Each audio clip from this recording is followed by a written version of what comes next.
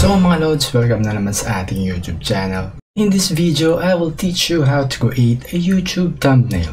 Oh my God! Oh my God!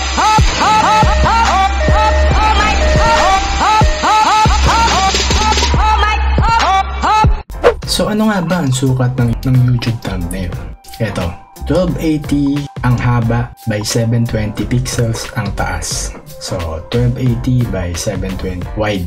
We recommend our custom thumbnails have a resolution of 1280 pixels by 720 with a minimum width of 640 pixels. Pwede raw ito sa JPEG, GIF, or PNG. Huwag lang lalagpas sa size na 2MB. Dapat 2MB pababa. Pag umangat doon, hindi na maganda resulta or baka hindi siya tanggapin ni YouTube. So tara, try natin gumawa. So ito, dito tayo ngayon sa Photoshop. I-open mo yung Adobe Photoshop mo. Tapos kukuha ka ng file, new, or Control-N sa inyong keyboard. Ita-type mo sa width. Sa width ang 1280. Tapos ang height na 720 pixels. Ang orientation niya is landscape wide. So itong lagay sa pixels. Tapos resolution niya is lagay natin sa 150. Yan, create. So meron ka ng canvas na 1280 to 720p. Ngayon, una mong gagawin, kunyari meron ka ng image, kukuha tayo ngayon ng picture. Kunyari may picture ka na. Ayan. Tira muna tayo sa Google Images. Kunyari ang content mo ay tungkol sa mga stalkers or obsessed fans na obsessed sa isang tao na gusto niya lagi itong nakikita or talagang he's into that person na hindi buong araw niya na hindi niya nakikita itong tao na to at gagawin niya ang lahat para makamit ang kanyang pantasya. So, imahe ng babae, tapos yun sa likod yung stalker or isang fan. Diyan siya sa canvas natin. Gagawin natin ngayon is para mag-pop siya or maging interesting kagaya ng mga thumbnail na nakikita natin, ikakat natin itong babae or pati itong stalker. So tara, gagamit tayo ng pen tool, letter P sa keyboard. Ayan, simulan natin sa ilalim. Ikakat natin siya.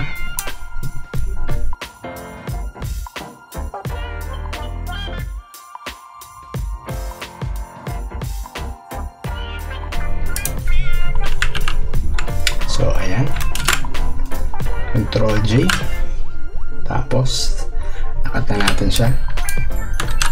Mangyayari, lalagyan natin siya ng stroke or outline na puti or kahit outer glow, depende sa taste nyo. I-right click natin siya, blending options, tapos para sa akin stroke. Pwede rin namang outer glow, yung yan, nag-glow siya. Sige, dyan muna tayo sa glowing. Okay, meron na. Yan. Tapos ito naman, stalker, try natin. I-cut din natin siya.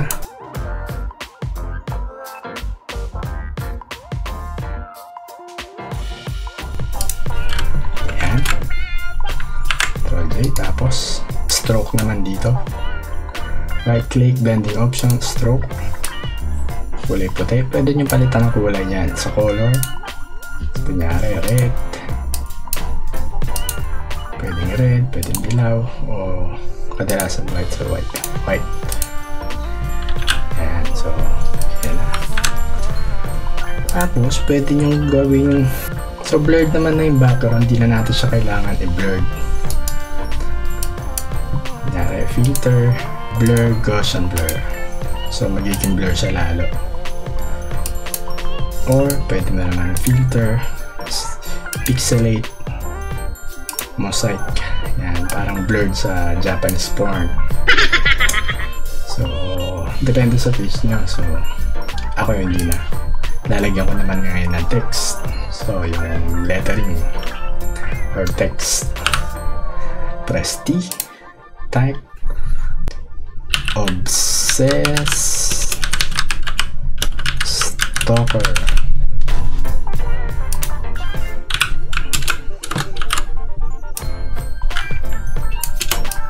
Ayan.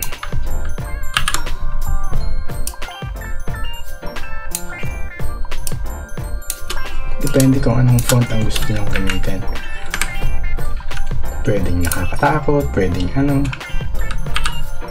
Para sa sample natin, ito na lang muna yung lagi kong ginagamit. Ayan, kulay-kulayan ko siya ng kulay dilaw. Tapos ilalagyan ko siya ng stroke na itim. Kasi pag white, di na mababasa yung yellow. Kaya kailangan dark yung stroke. Ayan. Tapos lalagyan mo na lang stroke kung gaano karami. Obsessed stalker. Pero dito, pwede natin gawing kulay pula. Ayan.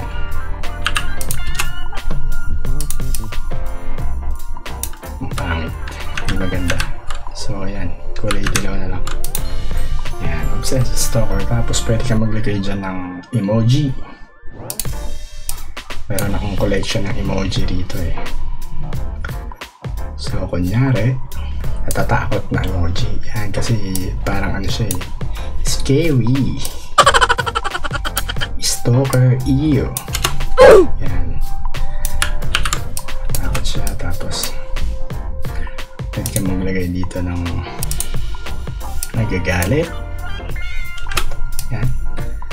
Kasi ayaw natin ng mga ganyan. Obsessed stalker, di ba? So galit tayo, galit. Ayaw namin ng ganyan. Nawawalan kami ng privacy. Kami mga ini-stalk nyo. Di maganda yan. Pwede namin kayo i-demanda dyan. Ayan. Galit.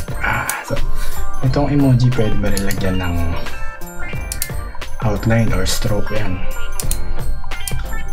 Kung black or pwede rin white. Okay ba ang white?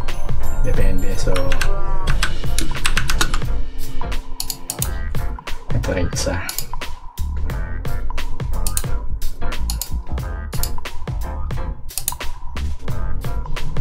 Try naman natin kulay black sa kanya.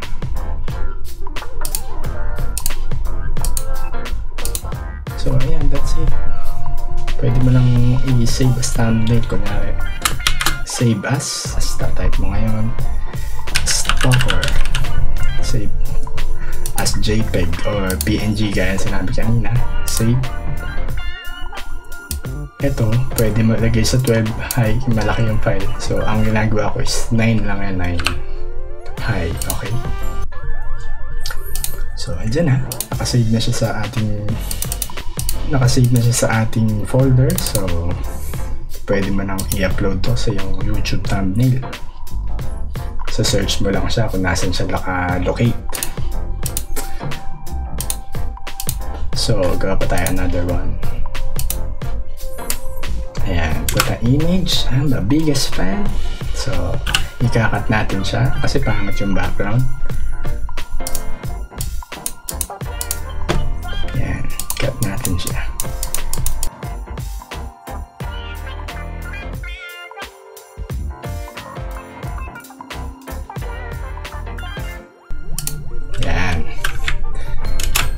Create a selection, duplicate, pwede natin tanggalin to. Tapos kukuha tayo ng background sa Google Images.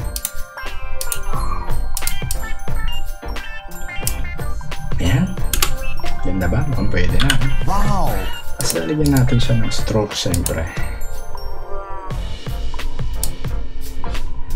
Stroke is either black or white. Hindi maganda white, so black na lang. Okay na ako sa black. Ayan, biggest fan. Kahit na siya, okay na siya kahit wala siyang text. So pwede pang palitan ng background kung hindi mo bet. Lalagay mo lang sa ilalim, sa likod. Hindi maganda, so okay na ako dito sa Parang magazine, vintage. Tapos kung gusto mo lagyan ng text, pwede rin.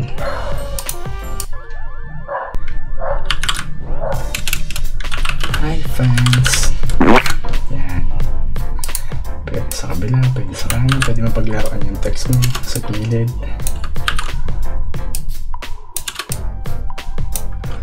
Yan. Hello idol. I'm your biggest fan. Yan, ganyan. Diba? Nice na. Save natin yun. Save as, or lagay mo sa file, save as, type mo ngayon idol.